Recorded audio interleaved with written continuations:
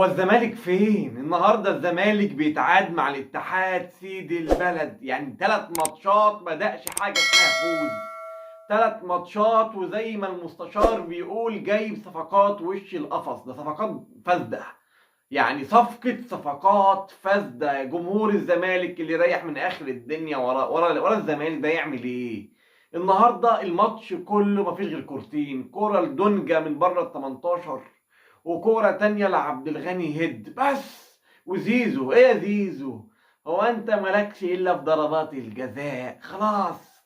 النهارده بتمثل وبتضرب غطس في ال 18 وكابتن هيما نور الدين. يا كابتن هيما، زيزو معاه انذارين، خفت تديله الانذار التالت علشان ما يلعبش قصاد الاهلي، عملت فيها مش واخد بالك. طب يعني زيزو بيمثل وعارفين انه بيمثل، انت فين دورك؟ في حق يعني في انذار تالت؟ ولا نضاره ما كانتش معاك النهارده؟ ولا الدنيا هتمشي ازاي؟ لكن كرم ربنا علينا كبير.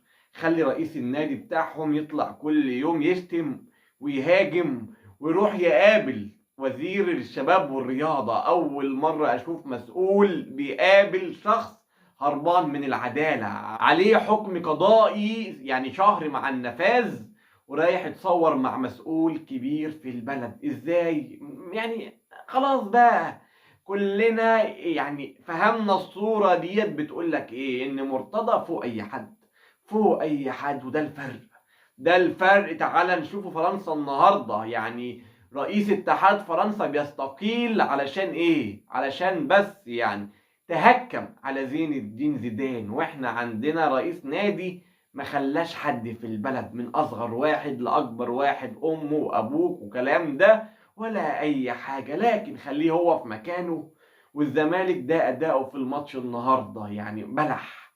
مفيش، تحس ان خلاص يعني الصفقات اللي هم جابوها، دونجا شفتوه في الملعب النهارده ويعني وعمرو بيه السيسي بره التغطيه، اما الاخ سامسون فشاشته مكسوره. وابراهيم مضاي بقى فيعني ايه، ولا تحسبن الذين قتلوا في سبيل الله امواتا بل احيانا عند ربهم يرزقون. شهيد خلاص، شهيد. لا عرفنا شهيد في ايه ولا ايه اللي حصل، بس هو شهيد خلاص. هو جاي كده يستحق منا الدعاء فقط لا غير والدعم.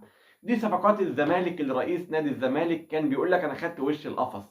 طلعت صفقة، يعني صفقات فاسدة. وزي ما احنا شايفين الوضع ماشي دلوقتي. الاهلي بقى ربنا يكرمه بكرة قصاد المصري. واخدين بالكم لعيبة الاهلي؟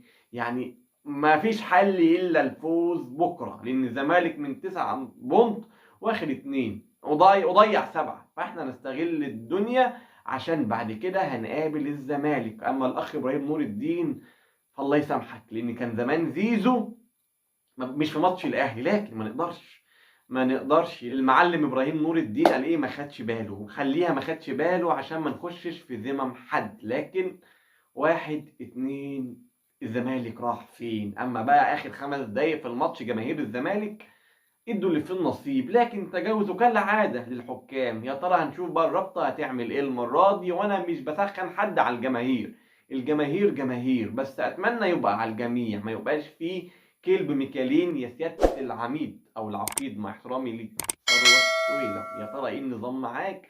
الله اعلم. وربنا يكون في عون جمهور الزمالك، واشوفكم على خير ان شاء الله بعد مباراه الاهلي. تحياتي ليكم.